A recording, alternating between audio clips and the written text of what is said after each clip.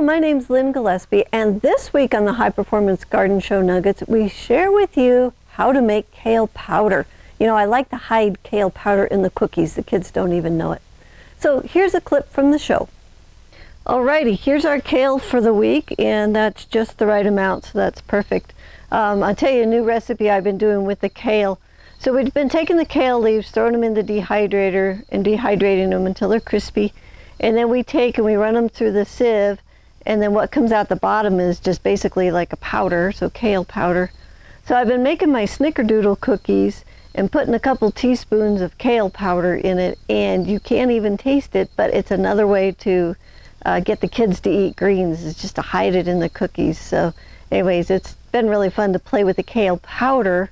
We've been throwing it in all kinds of things, and you really don't taste it, so it's, like I say, a nice way to get a little more kale in us. So I might try that with this batch. Just go ahead and dehydrate it and get it powdered, and then it'll hold through the winter too.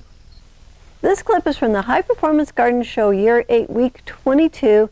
And if you'd like to watch the whole show, it's free, it's online, and you can enroll on our website at thelivingfarm.org/high-performance-garden-show.